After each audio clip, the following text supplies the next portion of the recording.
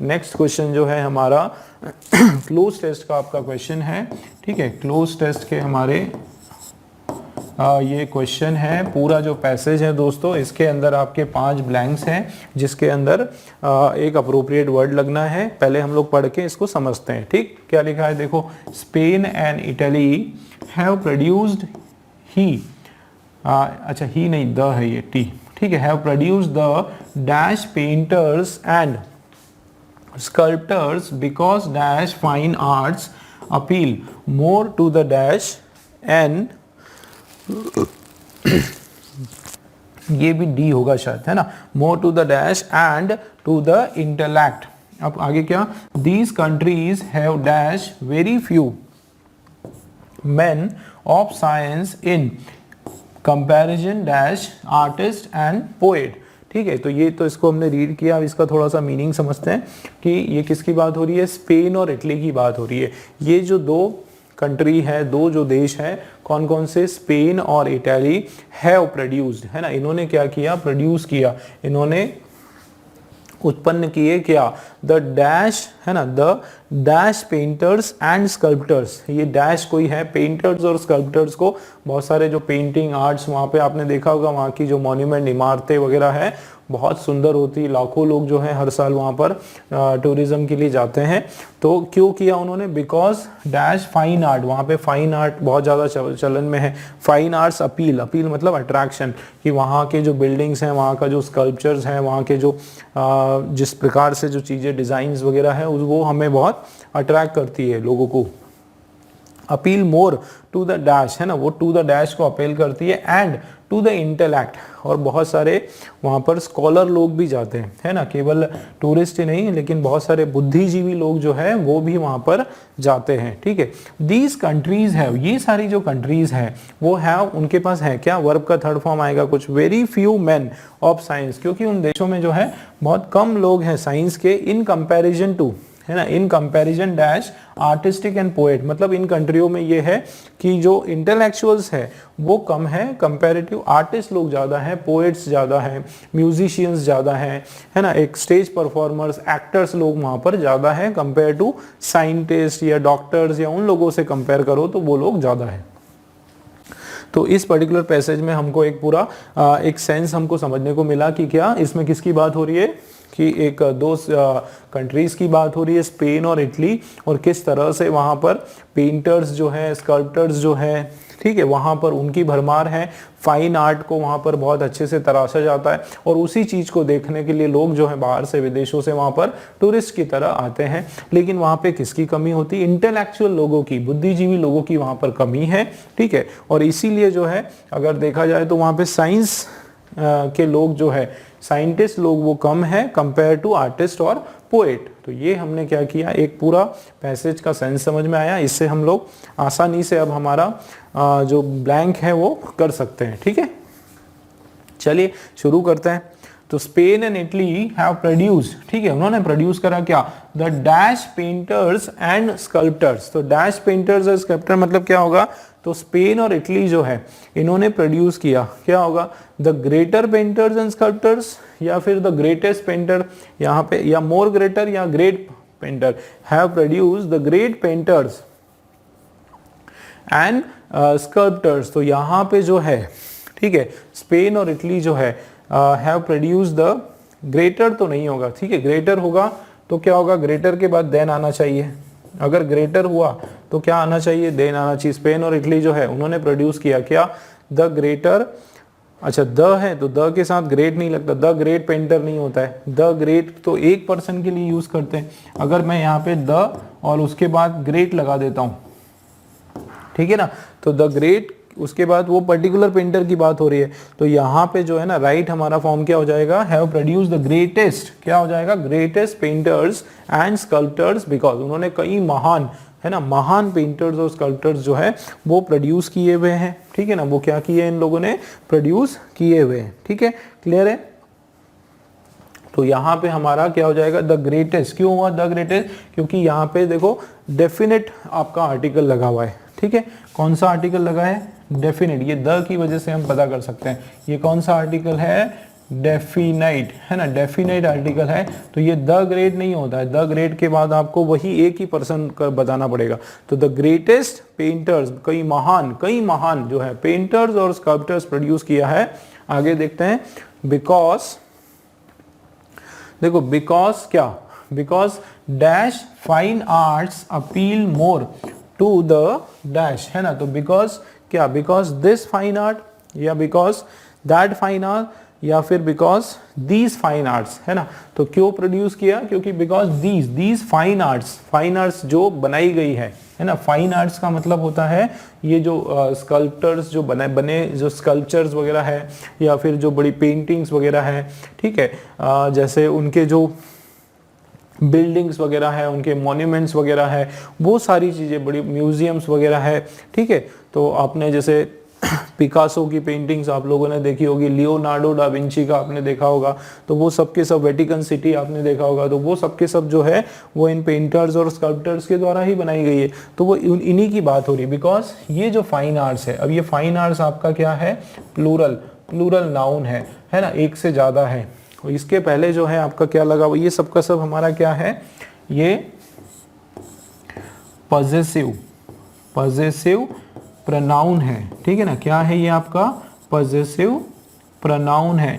तो जाहिर सी बात है कि यहाँ पे हमारा प्लूरल नाउन है, तो प्लूरल नाउन है तो उसके लिए प्लूरल ही लगने वाला है। तो प्लूरल हमारे पास एक ही है, दीज, है ना, ये सारे, ये सब जो है क्या, फाइन आर्ट्स जो है अपील, ये अपील करते हैं। देखो प्लूरल नाउन है, इसके बाद प्लूरल वर्ब आ गया,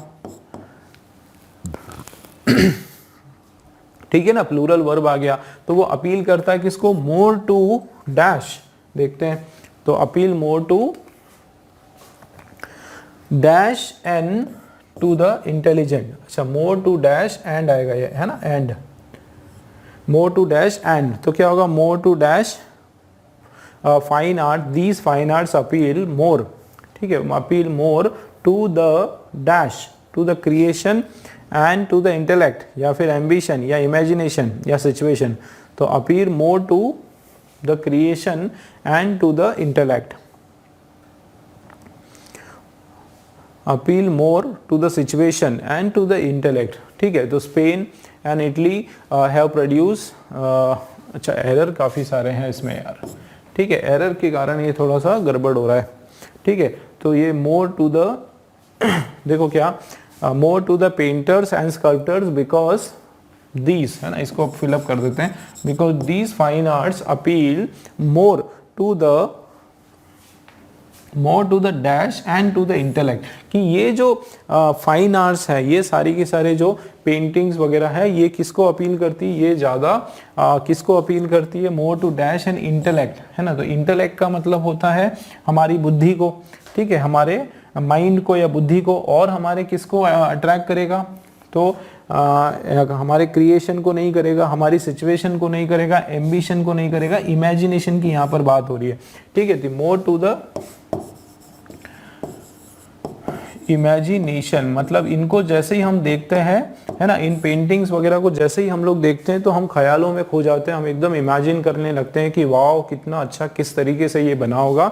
और क्या, किस चीज़ को अपील करता है, हमारे इंटेलेक्ट को, हमारी समझदारी को, कि हम उसमें वाकई में हम अचंभित हो जाते हैं और हम ये सोचने पे मजबूर हो जाते हैं कि यार ये कितना अच्छे से तराशा गया, किस टैलेंट के साथ इसको बनाया गया। तो ये जो फाइन आर्ट्स हैं, ये किस चीज़ को अपील करते हैं, किस चीज़ को आकर्षित करते हैं, अट्रैक्ट करते हैं, हमारी इमेजिनेशन को और हमारे इंटेलिजेंस को, है ना, इंटेलेक्ट को, ठीक, इस तरीके से ये हो जाएगा।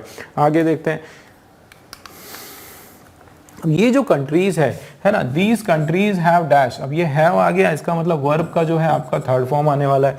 तो these countries have dash very few man of science, तो ये जो देश है, इन देशों ने क्या करा, बहुत कम साइंस के लोग दिए, है ना, दिए मतलब प्रोड्यूस किया। तो हैव क्या होगा, have prepared, have produced, have perplex या हैव प्रेजेंटेड। तो ऑब्वियसली इन्होंने, इन देशों ने जो है बहुत कम ऐसे लोगों को उत्पन्न किया, कैसे लोगों को, मैन ऑफ साइंस को, मतलब साइंटिस्ट लोगों को कम, इस देश से जो है कम लोग साइंटिस्ट बन के निकले। इन कंपैरिजन, अगर हम कंपेयर करें तो इन कंपैरिजन जो वर्ड है, उसके बाद तो आपको पता है कि इन कंपैरिजन जो है उसके बाद हमेशा टू प्रीपोजिशन आता है, ठीक है, ये आपका फिक्स प्रीपोजिशन है।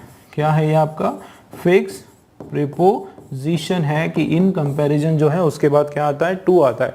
तो इन कंपैरिजन बिल्कुल टू प्रीपोजिशन आएगा आपको in comparison to artist and poet. तो ये यही बताया जा रहा है कि इन देशों ने जो है प्रोड्यूस किए कम, लेस मैन ऑफ साइंस की, यहाँ पे साइंटिस्ट और ये तो कम हुए, बट कंपेयर करें आर्टिस्ट और पोएट यहाँ पर बहुत सारे हुए हैं। ठीक है, तो ये हमारे क्वेश्चंस हो गए।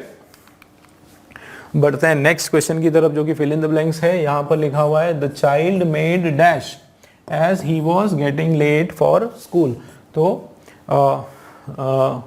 देखो child made dash as he was getting late for school, कि चाइल्ड ने क्या किया, डैश किया, क्योंकि, चूंकि वो जो है ना, चूंकि, एज मतलब क्योंकि,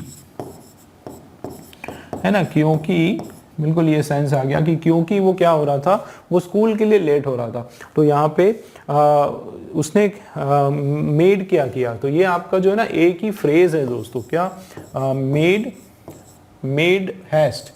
ठीक है, मेड हैस्ट का मतलब होता है हरीड अप। क्या मतलब होता है, हरीड अप, बिल्कुल ये मीनिंग होता है।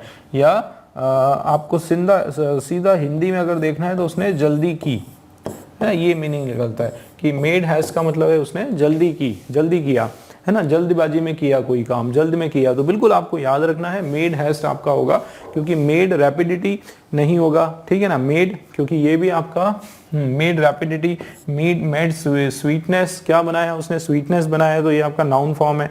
मेड हरी, जल्दी बनाया, वो नहीं होगा। मेड हैस्ट जो है वो आपका बिल्कुल राइट आपका फॉर्म हो जाएगा। आपको ये फ्रेज जो है आपको याद रखना है ना, मेड के साथ हैस्ट आता है और इसका मतलब उसने क्या किया, जल्दी किया, हरीड अप हुआ वो। ठीक है, क्लियर है। नेक्स्ट क्वेश्चन देखते हैं इसको, ये हो गया हमारा। चलिए नेक्स्ट क्वेश्चन हमारा जो है इसके अंदर एरर हमको देखना है। ठीक है ना, एरर का आपका ये क्वेश्चन है। देखो क्या लिखा हुआ है, no sooner did the comedian begin his act when the audience roared with laughter. कि देखो नो सूनर, चलिए इसका एक रूल मैं आपको बता देता हूं। क्या लिखा है हमारा, नो सूनर। दोस्तों इसका एक रूल है, ठीक है, एक तो इसका रूल याद रखो आप लोग कि नो सूनर आया, ठीक है ना, नो सूनर कभी भी आता है तो उसके साथ जो आगे वाला आपका जो कंजंक्शन होगा, ठीक है ना, आगे वाला जो कंजंक्शन होगा वो क्या होगा, देन होगा। ठीक है ना, क्या होगा, देन होगा, याद रखना। और एक वर्ड होता है, आप कंफ्यूज ना हो, हार्डली अगर हुआ, हार्डली, एक मिनट, हार्डली अगर आपका हुआ, ठीक है, तो उसके बाद जो है व्हेन लगेगा। हार्डली के साथ व्हेन और नो सूनर के साथ देन। और इन दोनों के साथ जो है, इसके साथ और भी कुछ वर्ड है, जैसे रेयरली, रेयरली या बेयरली, या फिर ई भी आएगा, और सेल्डम। ठीक है, और क्या, सेल्डम। ठीक है, ये सब के सब जो है इनके बाद एक रूल होता है, ठीक है, जिसको हम बोलते हैं रूल ऑफ इन्वर्जन। क्या बोलते हैं, रूल ऑफ इन्वर्जन। और रूल ऑफ इन्वर्जन आपका है कि सबसे पहले आपका जो है ऑक्सिलरी वर्ब आता है। क्या आता है, ऑक्सिलरी वर्ब। ठीक है, उसके बाद जो है आपका सब्जेक्ट आता है। ठीक है, उसके बाद जो है आपका मेन वर्ब आता है। क्या आता है, मेन वर्ब। तो अब ये ऑक्सिलरी में या तो डिड आएगा, ध्यान देना, या तो डिड आया, ठीक है, और डिड के बाद आपका सब्जेक्ट, और उसके बाद जो है मेन वर्ब का जो है आपका फर्स्ट फॉर्म आएगा। ठीक है, और इसी तरीके से अगर हैड आया, पास्ट परफेक्ट भी आ सकता है, हैड आया तो उसके बाद आपका सब्जेक्ट, और उसके बाद जो है हैड के बाद तो आपको पता है कि मेन वर्ब का आपका थर्ड फॉर्म आने वाला है। बिल्कुल आपको ये स्ट्रक्चर याद रखना है। ठीक है, नो सूनर के बाद देन नहीं, व्हेन आता है। तो देखो क्या लिखा है, नो सूनर, ये देखो डिड आ गया, है ना, डिड आ गया मतलब इधर हमारा डिड आ गया, उसके बाद देखो ये आपका सब्जेक्ट आ गया, उसके बाद ये वर्ब का फर्स्ट फॉर्म आ गया, बिल्कुल इस तरह से। ठीक है, अब हमारी प्रॉब्लम कहाँ पर है ना, बिगिन हिज एक्ट, ये व्हेन, ये रॉन्ग हो जाएगा, इसके बदले हम लोग क्या कर देंगे, देन लिख देंगे। बिल्कुल आपको याद रखना है, क्योंकि ये तो आपका रूल ऑफ इन्वर्जन तो बिल्कुल बराबर है, उसमें कोई प्रॉब्लम नहीं है ना। Then the audience roared with laughter, कि ऑडियंस जो है वो एकदम हंसी के मारे एकदम के मारने लगी, चिल्लाने लगी, है ना, खुशी के मारे, तो वो आ गया। लेकिन प्रॉब्लम हमारा कहाँ पर है, नो सूनर, अच्छा ये हमारा है, सी वाले में एरर है, ये हमारा एरर का पॉइंट है, ठीक है। यहाँ पर आपका देन आने वाला है। क्लियर है दोस्तों? चलिए नेक्स्ट क्वेश्चन देखते हैं। और ये हमारा जो है एक्सेप्शनल, जिसका एंटोनिम हमको बताना है। एक्सेप्शनल का मतलब होता है एक्स्ट्रा ऑर्डिनरी, एक्स्ट्रा ऑर्डिनरी, बिल्कुल अद्भुत जिसको बोलते हैं, बिल्कुल अचंभित करने वाला, अद्भुत, बिल्कुल बहुत स्मार्ट, जिसको बहुत ही पॉजिटिव तरीके से, तो उसका जो एंटोनिम है वो क्या हो जाएगा, वो ऑर्डिनरी हो जाएगा, है ना। रेयर का मतलब होता है कम पाए जाने वाला, ऑप्शनल का मतलब होता है दोनों में कोई एक ऑप्शन, यूनिक, यूनिक का मतलब भी होता है कि वही बिल्कुल एग्जैक्ट जो कम पाए जाने वाला, ठीक है। तो ऑर्डिनरी जो है आपका इसका राइट एंटोनिम हो जाएगा, ठीक। नेक्स्ट क्वेश्चन जो है आपके सामने, जो कि वापस हमारा एरर का ही क्वेश्चन है। इसमें हमको देखना है ये जो आपका अंडरलाइन पार्ट है, इसके अंदर कुछ ना कुछ एरर है या नहीं है, नहीं होगा तो फिर नो सब्स्टिट्यूशन हम लोग लगा देंगे, ठीक है। चलिए क्या लिखा हुआ है, द मैन्युफैक्चरर कन्फर्म्ड, ठीक है, confirmed with the specifications given from the client, okay. तो कन्फर्म्ड विद द स्पेसिफिकेशन, देखो दोस्तों ये जो प्रीपोजिशन है, चाहे सॉरी ये जो आपका वर्ब है, ठीक है, चाहे आपको इसका मीनिंग पता हो या ना हो, ठीक है, एक चीज याद रखो, ये कन्फर्म जो है, कन्फर्म्ड जो है, इसके साथ कभी भी विथ नहीं आता है। कन्फर्म के साथ हमेशा क्या आता है, टू प्रीपोजिशन आता है, ठीक है। ये आपका क्या है, फिक्स प्रीपोजिशन है, क्या है, फिक्स प्रीपोजिशन है ये आपका, कि कंफर्म जो है उसके साथ टू आता है। तो मैन्युफैक्चरर जो है वो कंफर्म टू द स्पेसिफिकेशन हो जाएगा, to the specification given from the client, है ना। तो यहाँ पे क्या है, confirm by the specification given for the client, ये नहीं होगा। Confirm with the specification given of the, देखो दो है आपका, ये गिवन और उसके बाद फ्रॉम भी दिया है, फ्रॉम द क्लाइंट तो नहीं होगा। गिवन जाहिर सी बात है किसके द्वारा किया गया, ये जो स्पेसिफिकेशन है, मतलब ये जो उस चीज का जो क्लैरिफिकेशन है, एक तरह से सफाई जो है वो किसके द्वारा दी गई, क्लाइंट के द्वारा, तो ये क्या हो जाएगा, बाय द क्लाइंट। तो मैन्युफैक्चरर कन्फर्म्ड क्या होगा, manufacturer confirmed to the specifications given by the client, है ना, कि जो भी स्पेसिफिकेशन, जो स्पेसिफिक क्लाइंट ने जो डिमांड दी, यहाँ पे स्पेसिफिकेशन का मतलब जो डिमांड, जो उसने जो चीज़ें मांगी, है ना, क्लाइंट ने उससे बोला मैन्युफैक्चरर से कि मुझे जो प्रोडक्ट चाहिए वो ये चाहिए, उसमें ये क्वालिटीज़ होना चाहिए, ये उसकी स्पेसिफिकेशन है, मतलब ये उसकी पर्टिकुलर्स है ना। कि सपोज मुझे अगर ये चाहिए तो ये इस ट्रायंगुलर शेप का होना चाहिए, ये इतनी क्वांटिटी का होना चाहिए, इतनी क्वालिटी का होना चाहिए, उसका रेट ये होना चाहिए, कलर ये होना चाहिए, तो ये सब का सब क्या है, इसका स्पेसिफिकेशन है। अब आप देखो कि मैन्युफैक्चरर ने ये चीज़ को कंफर्म कर दिया कि हाँ ठीक है, आपने जो जैसा बोला था मैंने वैसे ही उस हिसाब से प्रोडक्ट की लिस्टिंग कर दी। तो कंफर्म्ड क्या होगा, टू द स्पेसिफिकेशन, जो स्पेसिफिकेशन दी थी, गिवन किसके द्वारा दिया गया था, बाय द क्लाइंट, ठीक है, to the specification given by the client, है ना। तो ये आपका जो है बिल्कुल राइट हो गया, ठीक है दोस्तों, क्लियर है। तो मीनिंग का है, इसको मीनिंग आपको थोड़ा सा समझना पड़ेगा, और गिवन के साथ फ्रॉम भी नहीं आता है। कंफर्म का याद रखो, कंफर्म के साथ हमेशा टू प्रीपोजिशन आता है बस। तो नेक्स्ट क्वेश्चन जो है आपका मोस्ट अप्रोप्रिएट, इसका मीनिंग इस ईडियम का, टेक टू टास्क, ठीक है। टेक टू टास्क का मतलब क्या होता है, टेक टू टास्क का मतलब होता है किसी चीज के किसी को क्या दिला देना, एकदम गुस्सा दिला देना, है ना, पीछे पड़ जाना एक तरह से। टेक टू टास्क इसका ये सेंस आ जाएगा, ठीक है। मतलब जैसे किसी के पीछे पड़ जाना, टेक टू टास्क का मतलब होता है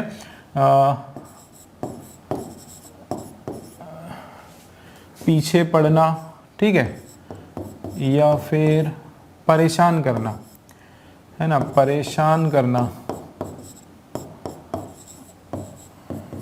ठीक है, या उसको बिल्कुल डांटना डपटना, डांटने के सेंस में आ रहा है। क्या आ रहा है? डांटना, डांटना, ठीक है, उसको डांटना डपटना, मतलब ये इसका जो राइट आंसर है वो हो जाएगा रिब्यूक। बिल्कुल आपको याद रखना पड़ेगा। टेक टू टास्क का मतलब होता है रिब्यूक, और रिब्यूक का मतलब होता है टू स्कोल्ड। ठीक है, स्कोल्ड करना, उसको क्या करना? डांटना। ठीक है, डांट डपट उसको लगाना, वो इसका बिल्कुल एग्जैक्ट मीनिंग हो जाएगा। ठीक है, टू रिब्यूक। नेक्स्ट क्वेश्चन आपका जो है, चलिए इस पार्ट में भी आपका ग्रामर का एरर है, देखते हैं क्या एरर है हमारा। क्या लिखा हुआ है देखो, the members of the victorious football team as well as the captain was congratulated. तो दोस्तों ये यहाँ एक रूल आ गया आपका, ठीक है ना, ये बढ़िया है आपका, एक नाउन का रूल है, मैं बता देता हूँ इसमें। देखो एक चीज आप याद रखो, इसमें नाउन आपका एक रूल है क्या, जैसे सपोज नाउन वन है, ठीक है, एक नाउन वन है, उसके बाद आपके पास है यदि एज वेल एज,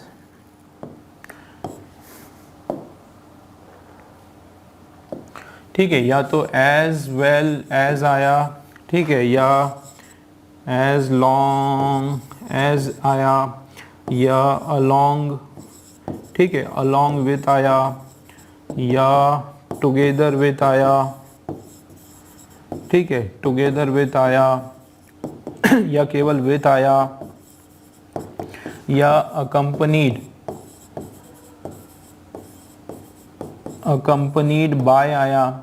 ये जितने भी आपके जो जो कंजंक्शंस हैं ये सारे आते हैं, ठीक है ना। उसके जस्ट बाद आपका अगर नाउन टू आता है, ठीक है, नाउन टू आता है, तो इस कंडीशन में आपको क्या देखना है ना, ये नाउन वन आया, उसके बाद जो है नाउन टू आया, उस कंडीशन में आप जो वर्ब लाओगे, है ना, वो वर्ब जो आप लगाओगे ना दोस्तों, वो किसके हिसाब से रहेगा? According to noun one. ये बिल्कुल आपको याद रखना है, वर्ब आपका जो है किसके हिसाब से लगेगा? नाउन वन के हिसाब से। देखो फिर से बताता हूँ, मान लो एक नाउन वन आया आपका, ठीक है, उसमें बीच में फिर आपके पास ये वर्ड आ गया as long as, along with, as well as, या टुगेदर विथ, या केवल विथ, या कंपनीड बाय, वो सब आ गया, ठीक है। उसके बाद कोई दूसरा नाउन है, नाउन टू आ गया या नाउन थ्री आ गया, बहुत सारे नाउन आ गए, मल्टीपल नाउन्स आ गए, ठीक है। तो बाद में फिर आपका एक वर्ब आएगा, तो वो वर्ब किसके अकॉर्डिंग लगेगा? वो वर्ब लगेगा अकॉर्डिंग टू नाउन वन के अकॉर्डिंग। क्या मतलब है कि यदि आपका नाउन वन आपका क्या है? सिंगुलर, तो आपका जो वर्ब है ना वो भी क्या होगा? सिंगुलर होगा।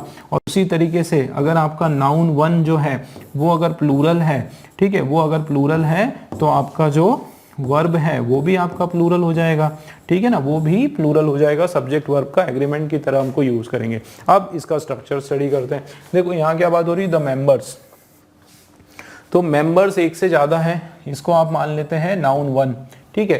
किसके मेंबर? ऑफ प्रीपोजिशन आया, ऑफ के बाद एक और रूल है कि ये द मेंबर्स ऑफ आया, तो जाहिर सी बात है फुटबॉल टीम, तो ये टीम है यहाँ पर।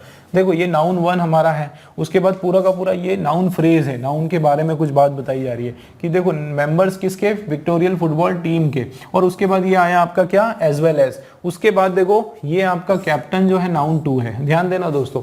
अब ये नाउन टू ना इन लोगों ने जानबूझ के जो है इसको सिंगुलर करा हुआ है, ये जानबूझ के आपका सिंगुलर नाउन दिया हुआ है, ठीक है ना। और इधर आप देखो ये क्या दिया हुआ है? प्लूरल नाउन दिया है, ठीक है। अब यहाँ पे पता चल रहा है ना क्या स्ट्रक्चर है? देखो ये आपका नाउन वन, ये आपका नाउन टू, और ये आपका वर्ब, ठीक है। तो ये जो वर्ब है आपका, ये जो वर्ब है ये किसके अकॉर्डिंग आएगा? ये वर्ब आपका अकॉर्डिंग आएगा किसके? नाउन वन के। अब नाउन वन जो है वो आपका क्या है? प्लूरल है, तो ये भी आपका जो है क्या हो जाएगा? वर हो जाएगा दोस्तों। आपको बस इतना याद रखना है, क्या हो जाएगा? वर। ये जानबूझ के इसीलिए यहाँ पे सिंगुलर दिया कि हमको लगे कि कैप्टन के बाद तो वॉस सही है, लेकिन आपको क्या देखना है कि भैया उससे पहले भी एक नाउन की बात हुई है। किसकी बात हुई है? द मेंबर्स की बात हुई है। किसके मेंबर्स की? विक्टोरियन फुटबॉल जीतने वाली फुटबॉल टीम के मेंबर्स की बात हुई है। और उसके साथ जो अलोंग विद आ गया, या फिर एज वेल एज, या एज लॉन्ग, ये सब अगर आ जाता है, उसके जस्ट बाद कोई और नाउन है, तो फिर जो ये वर्ब आएगा ये एक्चुअली किसका है? ये वर्ब इनका नहीं है, कैप्टन साहब का, ठीक है ना। ये जो वर्ब है आपका ये मेंबर्स का है, तो मेंबर प्लूरल तो वर्ब भी प्लूरल, तो ये वर आ गया, ठीक है, तो ये वर आ जाएगा। तो members of the victorious football team as well as the captain were congratulated, उन लोगों को क्या किया गया, उनको शाबाशी दी गई, ठीक। तो हमारा जो एरर है वो कहां पर है, सी वाले के अंदर हमारा एरर आ गया, ठीक है दोस्तों। नेक्स्ट क्वेश्चन आपके सामने है, देखो इसमें क्या लिखा हुआ है, डायरेक्ट इनडायरेक्ट का ये क्वेश्चन है। देखो क्या लिखा है, ये डायरेक्ट है, डायरेक्ट, और ये हमारा हो गया इनडायरेक्ट, ठीक है। अब डायरेक्ट में देखो क्या लिखा हुआ है, he said to grocer what is the price of tomato. अब ये क्वेश्चन पूछा जा रहा है ना, पूछ रहे हैं भाई, ये हमारा इंट्रोगेटिव, ठीक है ना, इंट्रोगेटिव है, प्रश्न पूछा जा रहा है, तो यहां पे इसको हमको करना है क्या, असर्टिव। क्या करना है, असर्टिव, मतलब हमको एक स्टेटमेंट के फॉर्म में इसको चेंज करना है,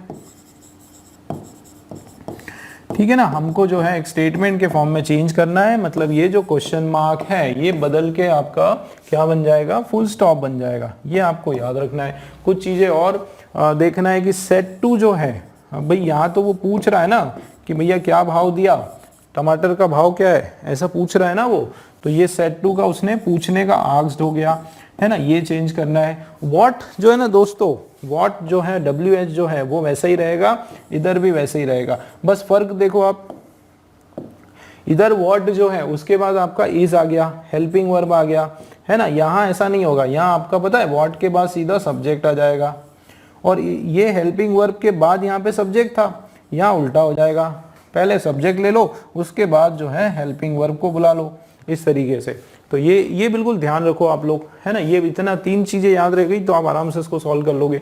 तो सेड का आस्क्ड ढूंढो, तो देखो ही सेड का आस्क्ड हो गया बराबर, किससे पूछा, ग्रोसर, वो भी बराबर। अच्छा यहाँ जहाँ WH है, ठीक है ना, जहां पर WH है तो यहाँ पे फिर दैट नहीं आएगा, WH वाले जो वर्ड हैं उनके साथ दैट नहीं आता है, ठीक है, तो ये दैट क्यों आ गया भैया, इसको मना करो, तो ये कैंसल, ठीक है। अब आस्क द ग्रोसर, ठीक है, व्हाट, ठीक है, और व्हाट क्या, देखो सबसे पहले क्या, व्हाट मैंने कहा था सब्जेक्ट, तो ये व्हाट आपका सब्जेक्ट है ना, ये बिल्कुल सही है, प्राइस ऑफ टोमेटो, और लास्ट में आपका आएगा वॉस, है ना, ये आपका पूरा का पूरा सब्जेक्ट है, ये प्राइस ऑफ टोमेटो, टमाटर का भाव पूरा, और ये वॉस आपका क्या हो गया, हेल्पिंग वर्ब हो गया, बी वाला आपका राइट, ठीक, बी वाला बिल्कुल आपका right. I asked the grocer, ये व्हाट वॉस, अच्छा ये वॉस क्यों आया, देखो दोस्तों यहाँ क्या होता है आपके डायरेक्ट इनडायरेक्ट में, हाँ ये भी है, डायरेक्ट इनडायरेक्ट में वॉस तो चेंज होगा, लेकिन व्हाट के जस्ट बाद वॉस आ गया, है ना, व्हाट के जस्ट बाद हेल्पिंग वर्ब नहीं आएगा, ये ध्यान रखना है, तो ये भी रॉन्ग हो गया। He asked the grocer what is, इसको चेंज करना पड़ेगा, प्रेजेंट को पास्ट करना पड़ेगा, ठीक है, क्लियर है, बी वाला हमारा राइट आंसर है दोस्तों, ठीक। नेक्स्ट क्वेश्चन देख लेते हैं, और नेक्स्ट क्वेश्चन जो है हमारा मोस्ट अप्रोप्रिएट, इसका सिनोनिम आपको बताना है, डिफायंस, ठीक है, इसका जो सिनोनिम जो है, डिफाइंस का सिनोनिम क्या होगा बताओ जरा। तो डिफाइंस का मतलब क्या होता है, सबसे पहले किसी चीज का क्या करना, अवज्ञा करना, डिफाइंस का मतलब होता है अवज्ञा करना, उसकी आज्ञा का पालन नहीं करना, ठीक है, वो होता है, या अपोजिशन, अपोजिशन करना, ठीक है, उस चीज का विरोध करना, डिफाइंस का मतलब है उसका क्या करना, विरोध करना, उसका अवज्ञा करना, तो उसी का अपने को सिनोनिम चाहिए, तो क्या हो जाएगा, रेसिस्टेंस, ठीक है, रेजिस्टेंस का मतलब भी वही होता है, विरोध करना, अवज्ञा करना, ठीक है, और ये असिस्टेंस जो है ये इसका सिनोनिम हो गया, है नहीं, असिस्टेंस का मतलब होता है हेल्प करना, क्या मतलब होता है, हेल्प करना या सपोर्ट करना, क्या करना, सपोर्ट करना, हाँ, तो वो एक तरह से इसका वही हो गया, क्या हो गया, एंटोनिम हो गया, इसका जो है, हाँ एंटोनिम हो जाएगा, ठीक है ना, तो ये आपको याद रखना है, तो राइट हमारा आंसर जो है रेजिस्टेंस हो जाएगा। और चलिए ये हमारा जो है लास्ट क्वेश्चन इस पर्टिकुलर क्वेश्चन पेपर का, फिल इन द ब्लैंक्स का है, देखो क्या लिखा हुआ है यहाँ पर, the old man was dash at the hospital, ठीक है, आफ्टर अ लॉन्ग इलनेस, की जो बीमार आदमी है, बूढ़ा आदमी है, वो डैश है हॉस्पिटल पे, एट द हॉस्पिटल, ठीक है, वो क्या है, dash at the hospital after a long illness. चलिए मतलब यहाँ पे क्या बात हो रही है कि वो जो ओल्ड बूढ़ा व्यक्ति जो है वो डैश है हॉस्पिटल पे आफ्टर अ लॉन्ग इलनेस, एक लंबी सी बीमारी के बाद, मतलब यहाँ एक तरह से सेंस आ रहा है कि वो एक लंबी सी बीमारी के बाद जो है वो धीरे धीरे क्या हो रहा है, रिकवर हो रहा है। क्या हो रहा है, रिकवर हो रहा है, उभर रहा है, बीमारी से क्या हो रहा है, उभर रहा है। तो उसके लिए ये वर्ड होता है रेक्यूपरेटिंग, है ना। इसका क्या मतलब होता है, रिकवरिंग, है ना, रिकवरिंग, ये बिल्कुल होता है, ठीक है, रिकवरिंग या उभरना, ठीक है, उस चीज से जो है क्या होना है, उभरना, वो इसका मीनिंग होता है, ठीक है। तो ये हो गया। रिलैक्सिंग मतलब आराम करना, है ना, रिलैक्सिंग का मतलब है आराम करना या रेस्ट करना। तो ये देखो, old man was relaxing at, आराम तो नहीं कर रहा है वो, आफ्टर अ लॉन्ग इलनेस, है ना। आराम करने से अच्छा क्या होगा, वहां पे वो रिकवर हो रहा है। ओल्ड मैन जो है धीरे धीरे अब उससे जो बीमारी है उससे थोड़ा सही हो रहा है, ठीक हो रहा है ना, ठीक हो रहा है। रिकवरेटिंग में उभरना या फिर रिकवर होना या ठीक होना, बेहतर होना, है ना, बेहतर होना, ठीक है, बेहतर होना, वो सेंस आ जाएगा। रीजॉइसिंग का मतलब होता है वहां पे वो इंजॉय कर रहा है, इंजॉइंग कर, मजे कर रहा है ना। तो इंजॉय तो नहीं करेगा हॉस्पिटल में, है ना, इंजॉय तो नहीं करेगा, ठीक है। और ये रिलेंटिंग का मतलब होता है नरम पड़ना, नरम पड़ जाना, ठीक है, नरम पड़ जाना मतलब एक तरह से जो, जैसे कोई कुछ लोग गुस्से में आ जाता है तो वो शांत हो जाते हैं, धीरे धीरे जो है वो एकदम शांत हो जाते हैं।